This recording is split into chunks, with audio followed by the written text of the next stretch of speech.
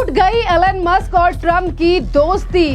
Elon Musk ने खोले Donald Trump के गहरे राज।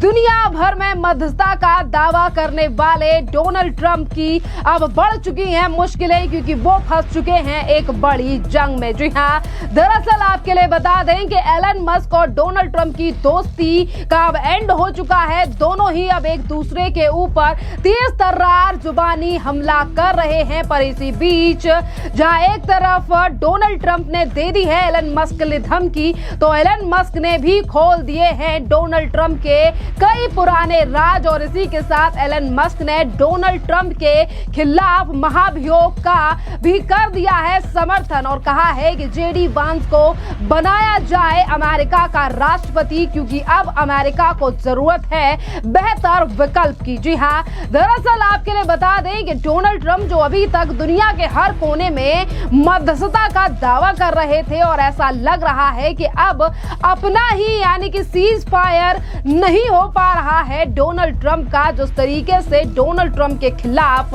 लगातार बयानबाजी और लगातार पोल खोल रहे हैं, बड़े बड़े राज खोल रहे हैं डोनाल्ड ट्रंप के यहाँ पर एलन मस्क।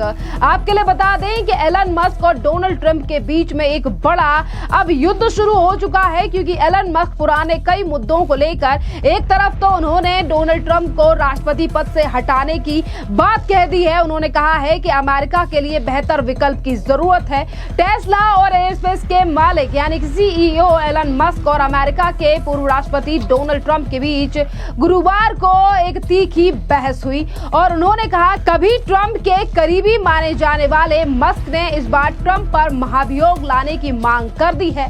मस्क ने आगे कहा है जेडी वेंस को अमेरिका का राष्ट्रपति बनाया जाना चाहिए। उन्होंने एक पोस्ट में लिखा कि अब वक्त आ गया है कि अमेरिका को एक जिम्मेदार नेतृत्व मिले। इतना ही नहीं, मस्क ने ट्रंप पर गंभीर आरोप लगाते हुए उनका नाम नाबालिग लड़कियों के साथ यौन शोषण और तस्करी के दोष यानी जेफरी एप्स्टीन से जोड़ा है। और मस्क का दावा है कि ट्रंप एक एप्स्टीन की फाइल में जिनकी वजह से फाइल को सार्वजनिक नहीं किया गया था, यानी कि एक ऐसा व्यक्ति जो कि महिलाओं की तस्करी किया करता था, महिलाओं का यौन शोषण किया करता था, जिसकी मौत जेल में ही हो गई थी, एक ऐसे व्यक्ति से अब एलन मस्क ने राज यानी कि नाम जोड़ दिया है डोनाल्ड ट्रंप का।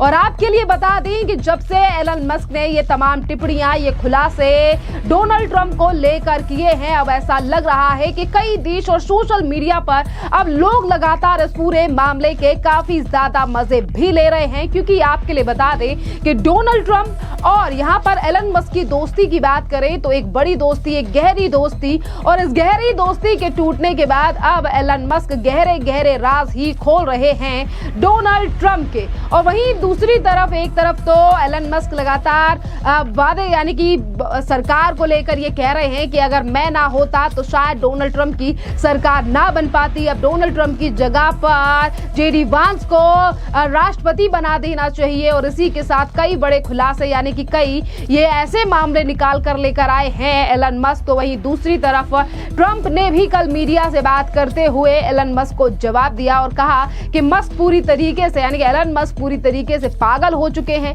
ट्रंप ने यहां तक धमकी दे दी कि वो सत्ता में लौटे तो मस्क की कंपनियों को मिल रहे सरकारी ठेके की सब्सिडी बिल्कुल खत्म कर देंगे।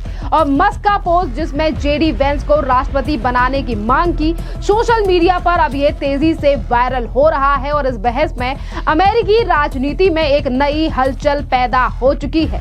डोनाल्ड ट्रंप के one big beautiful bill act पर मस्क का काफी ज्यादा गुस्सा फूटा था, और तब से ही ये विवाद शुरू हुआ था। और आपके लिए बता दें कि अब एलन मस्क ने इसी बीच अपनी नई पार्टी बनाने का भी ऑनलाइन पोस्ट डाल दिया है, जिस पर अब लोग पोल कर रहे हैं। और इस पोल में ज्यादातर लोगों का ये कहना है कि अब समय आ गया है कि अमेरिका में नई राजनीतिक बनाने का समय, पार्टी बनाने का समय आ गया है, जो वास्तव में 80% लोगों का प्रतिनिधित्व करे।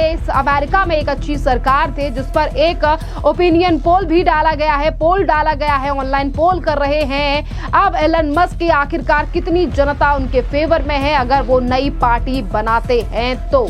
देखिए, एक तरफ तो एलन मस्क अपनी नई पार्टी बनाने की तैयारी कर रहे हैं डोनाल्ड ट्रंप की। उन्होंने कई मुद्दों को लेकर पोल खोल दी है, यानी कि कई चीजों पर वो खुलासा कर रहे हैं और वो ये भी कह रहे हैं कि अब वांस को बना देना चाहिए जो कि अमेरिका के उपराष्ट्रपति हैं। तो इसी पर अब भारत के पूर्व डिप्लोमेट क्या कह रहे हैं, आप जरा सुनिए केपी फाबियान का बयान।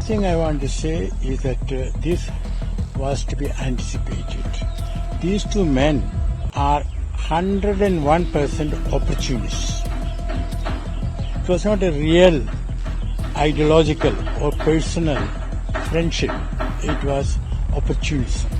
It was, good business for Trump to cultivate Musk. It was good business for Musk to cultivate Trump. And in fact, Musk, very clever. At some point, he assessed that Trump was going to come back to the White House. And he pledged $300 million as contribution. He has already paid $200. Now he has stayed the payment of $100 million. That's point number one. Point number two is that,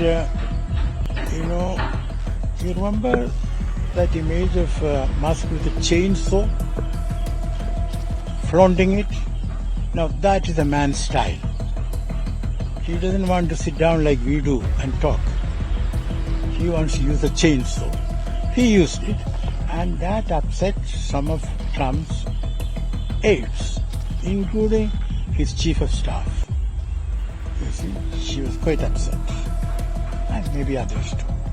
So Trump and Musk was becoming a bit of a, bit of a burden, bit of a negative factor. Still, Trump sort of, tried his personal charm. He went to,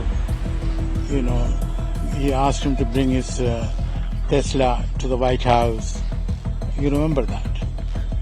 But then, what has Trump done? He has promoted fossil fuels and he has removed the subsidy which green projects were getting, including subsidy for electric vehicles. So at some point, Musk told himself, this is not on. So they have sort of, now of course you mentioned about Epstein files. Well, it's a very dirty file. And he implies that file is not coming out because Trump might be involved. Possible? Not possible. Or we don't know. But let me also make it clear. Since they are both opportunists, it is not to be ruled out. At some point, they will again come together. तो देखिए, आपने भारत के पूर्व diplomat का बयान सुना है। जैसा कि केपी फाबियान के द्वारा कहा गया है कि दोनों ही नेता काफी ज्यादा गंभीरता और चीजों को देखते हुए फैसले लेते हैं और हम भरोसा नहीं कर सकते कि ये दोनों कब किस मुद्दे पर एक साथ आ जाएं। देखिए, यहाँ पर तो ये भारत के जो पूर्व डिप्लोमेट हैं उन्होंने अमेरिका की राजनीति को समझा है। उस आधार पर केपी फाबियान ने ये अपना बयान दिया है और विश्लेषण कर अपनी बात आगे रखी है। वहीं अगर हम बात करें एलन मस्क और डोनाल्ड ट्रंप के बीच इस झगड़े की शुरुआत की, तो देखिए, ये झगड़ा तब शुरू हुआ जब अमेरिका में डोनाल्ड ट्रंप बनाम एलन मस्क शुरू हो गया और इसकी शुरुआत 31 मई को मस्क का व्हाइट हाउस कार्यकाल खत्म होने के बाद से ही दोनों एक दूसरे के विरुद्ध खड़े हो गए। कारण है एक बिल जिसे व्हाइट हाउस ने पास कर दिया और अब इसे सीनेट में जाना है। ट्रंप ने इसे बिग ब्यूटीफुल बिल बताया, तो वहीं एलन मस्क ने किल द बिल का नारा दे दिया।